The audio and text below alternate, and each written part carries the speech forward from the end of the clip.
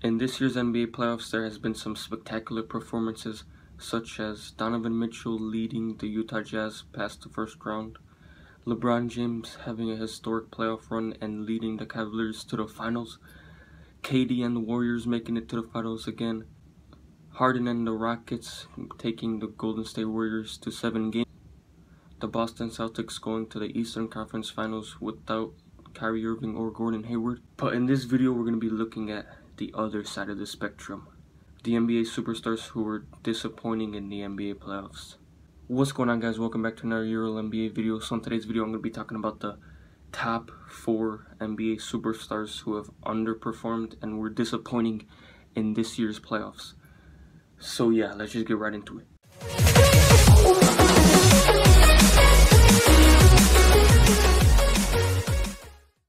Alright, so number 4 is Karl Anthony Towns. He only averaged 15.2 points per game in the playoffs, which is 6 less points than he averaged in the regular season. And he averaged 2.4 turnovers in the playoff series. And he wasn't aggressive on offense. Like, he wasn't taking a lot of shots. And the most shots that he attempted in a game was 15.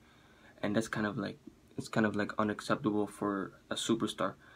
I mean, I know it was only his first playoff series ever in his career, but still, you kind of would expect more from Karl Anthony Towns, because he's a superstar. Like, he is a really good player. He only shot 27% from the 3-point line, which is kind of bad, which is really bad actually. And he shot 46% from the field, which is kind of bad for Karl Anthony Towns standards. And there was a game where he only had 8 points, and there was a game where he only had 5 points.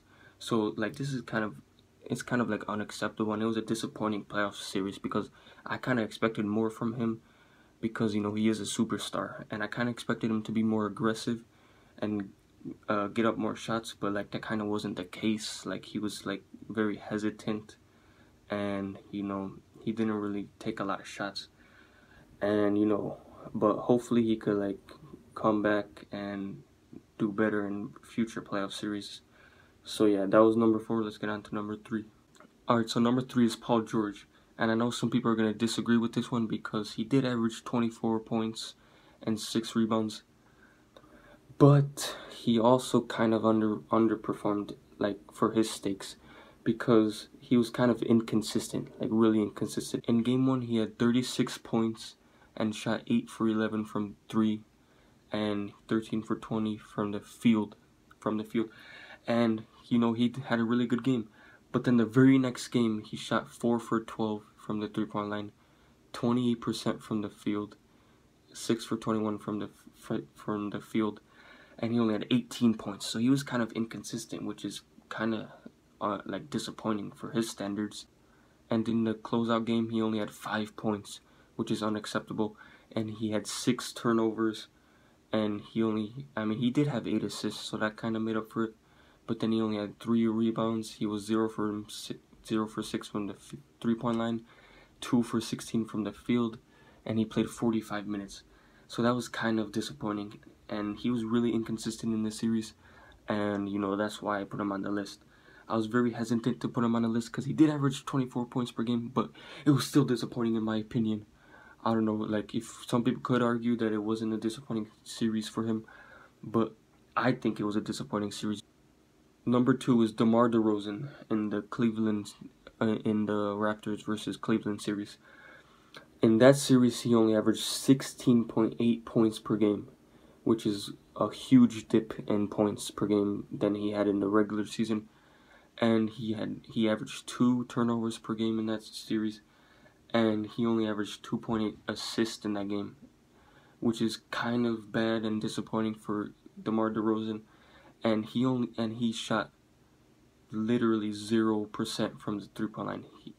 He only attempted 9 3-pointers in the whole series, and he missed all of them. So that's kind of unacceptable for him, because if you don't remember, during the regular season, people were actually like talking about how DeMar DeRozan got it, like he finally developed a 3-point shot, and people were actually impressed that he was actually making threes, and people were talking about how he is like becoming a better player because he could shoot threes now.